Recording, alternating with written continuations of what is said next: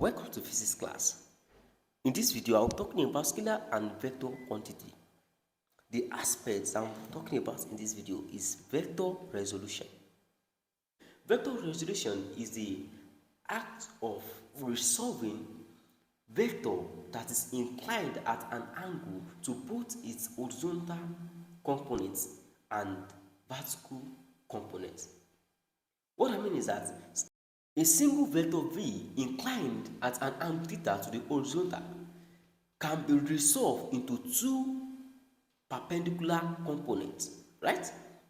Then we can have it to be either horizontal components or vertical components. In the case of horizontal components, we have it to be what? We have it to be Vx, and in the case of vertical components, we have it to be Vy, right? Then let's say this our resultant vector is taken to be what? V. So what actually happens is that this, since we all know that this is actually our y-axis and this is our x-axis, right? Then let me just assume an imaginary line from this axis, right? Then I'm going to have it to be something here. That's something like, I'm going to have it to be something like this, right? So in this case, what it means is that we can actually resolve this vector into two components, right? If we take this diagram very well, we have an angle here, right? And we have an angle here. So these two angles indicates that we can resolve our vector v into either horizontal component, which is called vx, or vertical component, which is vy.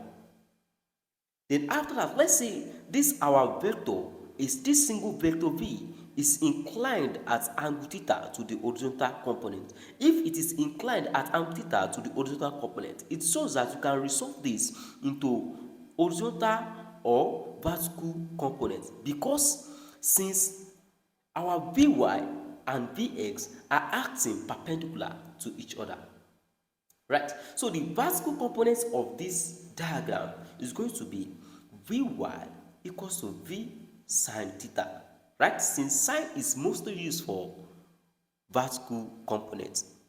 So after that, our horizontal component is going to be Vx equals to V cos theta, since cos is mostly used for horizontal components.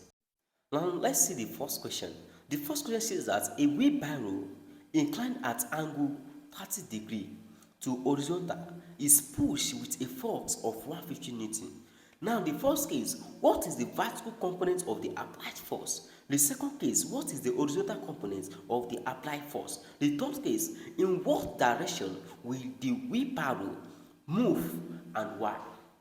The first thing is that we are asked to calculate it in its vertical component, right? Which is vertical component. And second case, we are asked to calculate it in what? In its horizontal component, right? Horizontal components. So in this case, what will actually happens is that I need to get the orientation for the question. Judging from the question, a wheelbarrow inclined at that angle 30 degree to the horizontal. That is, the wheelbarrow is inclined at angle 30 degree to the horizontal. I have my force acting towards the side and second force acting towards the side, right? This force is called force Fy and this force is called force Fx, right? Then what happens is that to calculate the vertical components of the applied force, let's say I have my force F, which is acting on the object or on the wheelbarrow at angle 30 degree, right? And this force is called F equals to 150 Newton, right? The force is 150 Newton. And after that, the force is acting at a particular angle, which is angle 30 degree. Now, I'm doing my imaginary line here on both sides. Let's say I have imaginary line on this side.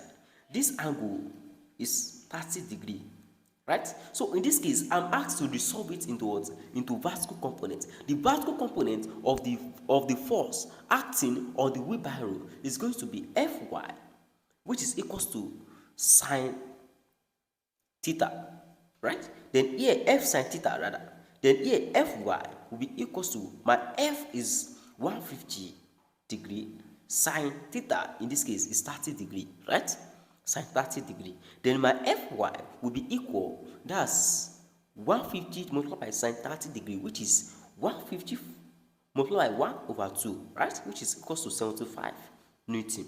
So resolving the force into its vertical component, I'm having it to be 150 multiplied by 1 over 2 because sine 30 is taken to be 0.5, which is 1 over 2. Then here is 75 Newton. Then after that, the second question says I should resolve the components of the applied force. I should solve it into horizontal component, right? Then resolving it into horizontal component, I'm going to have it to be Fx equals cos, F cos 30 degree, because the theta here is 30 degree, right? Then I'm going to have it to be Fx equal 150 cos 30 degree, right? Then I'm having it to be Fx, which is equals to 150 cos 30 is 0.87, right? Then I'm having it to be Fx equal 130 Newton, right? Then after that, the third question says that in what direction will the wheelbarrow move and why?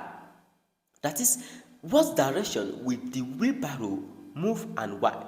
Comparing both the vertical and also the horizontal components.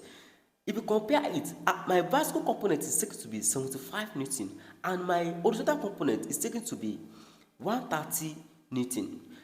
The major reason why the wheelbarrow will move towards horizontal side is because the horizontal force is more greater than the vertical force. So since the horizontal force is greater than the vertical force, then the wheelbarrow will move in horizontal direction. That means my 130 is greater than 75 Newton, right? Then the direction will be towards the horizontal component. Now let's move to second question. In the second question, we are given a diagram, and looking at this diagram, we have a box here, right? A block, right? And on this block, we can see that a force of 10 Newton is acting on this block, right? And it is inclined at angle 30 degree, right? So what actually happens is that we are now asked to calculate for the vertical components of the force. To calculate for the vertical components of the force, we know that for calculating vertical components, the force is taken to be Vy, which is equal to V sine theta. But here the vector is taken to be force, right? And the force is equal 10 Newton, while the angle of inclination is equal to 30 degree, right? So in this case, I'm going to have it to be Fy, which is equal to sine, that's V, which is my F, that's F sine 30 degree. The theta is equal to 30 degree. Then here I will have it to be Fy, which is equal to 10 sine 30 degree. Then here I'm going to have it to be Fy, which is equal to 10 multiplied by 0.5, right? Then I'm going to have it to be Fy, which is equal to 5 Newton. So it shows that the vertical component of this force 10 Newton that is acting on this block is 5 Newton. If you find this useful, kindly click on the subscribe button and share the video with your friends. Don't forget to drop your comments in the comment box below. Thanks for watching.